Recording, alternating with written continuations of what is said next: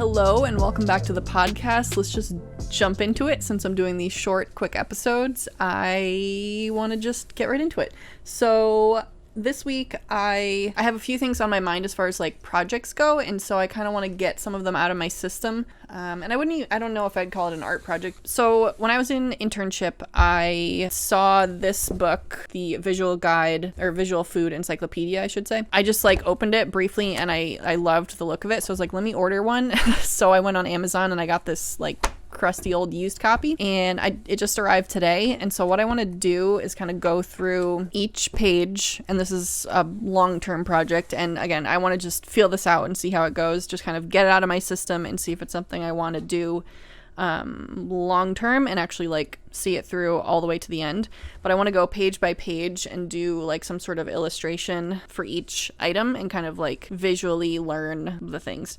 So it's basically broken up into different sections. So by vegetables, legumes, fruits, nuts and seeds, seaweed, mushrooms, cereals and grains, fish, crustaceans, mollusks, herbs, spices, condiments, meat, variety meats, delicatessen, poultry, milk products, sugar, cacao and carob, fats and oils, cooking ingredients, coffee and tea, and that's pretty much everything. On each individual like food item page, there's a little bit of like information about it, how to like pick, like if you're going shopping for them, like what to look for. So for example, for chives, it says when buying chives, choose fresh, evenly green leaves that show no signs of yellowing, softness, or drying out. And then for preparing, it says use scissors to cut chives finely. It gives you serving ideas, storing information, and some nutritional information. There's not a ton of information like nutritionally wise, but it's like 92% water, 0.1 grams of protein, 0.1 grams of carbohydrate, and 0.1 grams of fiber per 3 grams of chive. And so it's just kind of like a little overview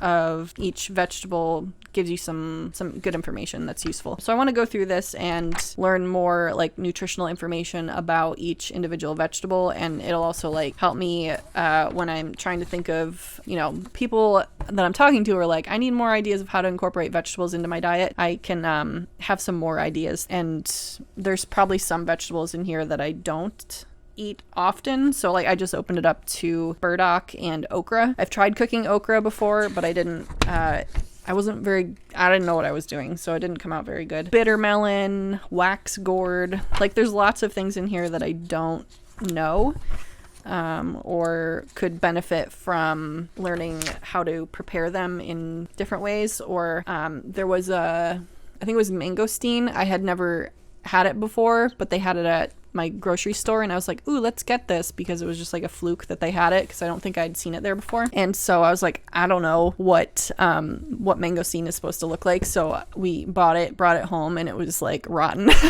It's like, and all of the ones in the store, like there's a whole pile of them, they all looked the same, so they were just selling like rotten fruit. So that was kind of disappointing. But anyway, to make a long story short, I'm going to start at the beginning of the book and work my way through. And I just want these to be kind of like quick exercises in illustration, nothing too fancy. I saw this thing on Instagram where this person had pens in both of their hands, and they were kind of drawing a single image with 2 separate pens. So I think that would be kind of a fun exercise to do. It's going to be a little challenging with chives because it's like just long sticks basically with little tufts at the end. So yeah, let's do that.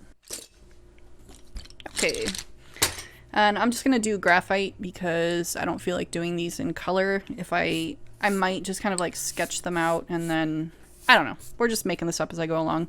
That's the thing. I don't want to think too much about these. I just kind of want to, again, part of the ideation process is just putting pen to paper and just trying it out and seeing what you think. So what I'm going to do is I have 2 4B pencils. I'm holding one in each hand, and I'm just going to kind of draw a chive. So like I'm going up, like I'm drawing both sides of the chive at the same time.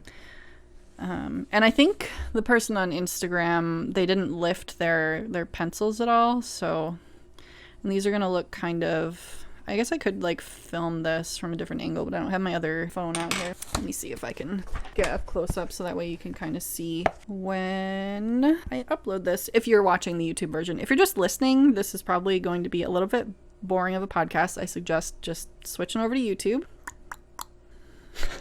Like, how do I film this without it being in my way? So let's try that again. I'm gonna go up and do another one. I could use to sharpen this, but I won't.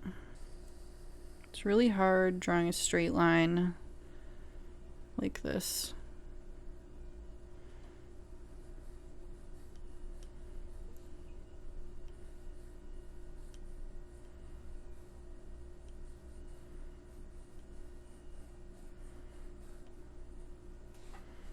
Sure, why not?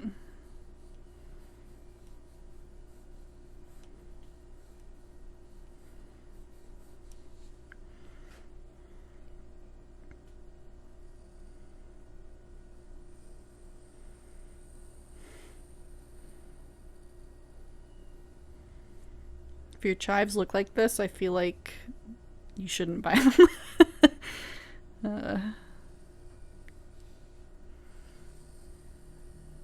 It is surprisingly difficult to draw parallel lines with a left and a right hand at the same time.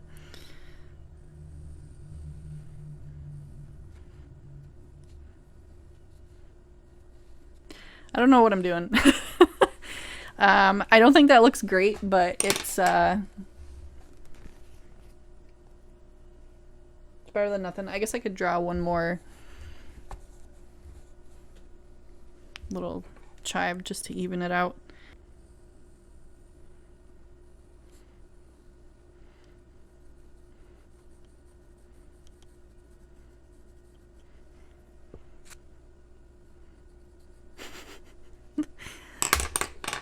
Good enough. Okay. So, I don't know. It's kind of like a fun, short little exercise. Maybe I'll do... Let me divide this and then I can do another one. It may also be easier to do this standing.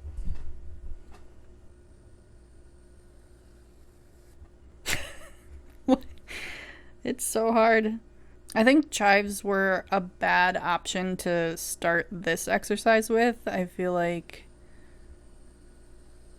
it's not quite what it... It's just not a very good object to try to draw with two hands. I feel like there are better plants and vegetables to do this with. But I don't know, it's kind of a fun challenge. These look like crap, but I don't know. So yeah, that was just one thing I wanted to work on this week, and I'm gonna slowly work my way through the book and see if it's something, again, I want to do long term. I'm gonna try to do just like a quick exercise like that. I don't know, I don't have a goal. I'll think about it. I was gonna say one a day, but I haven't fully committed to this yet. So yeah, I guess what I could say about this is, if you have, you know, I think something that I've been held up with in the past is, you know, worrying about what it's going to be for before I start something, or having to have a clear image in mind of what the final product is going to be, and I build it up too much, or I have plans for like filming it and it's like I'd rather just try it, do it, get it out of my system, because otherwise I just spend all my time thinking about doing it and I never actually do it. And so kind of breaking that cycle, I don't know, it's something that I've had struggles with, so I just thought I'd share. I think a lot of what holds me back sometimes is thinking about it from a like business perspective, or thinking about how do I turn this into a product that I market, when art is not necessarily about just making for business purposes. I kind of get wrapped up in that. So if you're kind of in the same boat where you're kind of getting in your own head about it, what helps me is just taking a break for a little while and then coming back with a fresh mind and just getting rid of any idea that I need to impress someone, or have something turn out good, because it's not always about the end product, it's about the process. And so, the process of this was challenging, drawing the chives with two hands. It was challenging, it was different, it made me think, and it's simplistic, low pressure, and it just kind of gets me making something rather than nothing. I created something today. Is it good? Not necessarily, but it's the practice of doing it that's beneficial. So I will sign my name to this and move on with my day. That's all I have for today. I will see you next week with another who knows whatever project I'm working on. We're gonna keep this loose and see where we go. Okay, bye.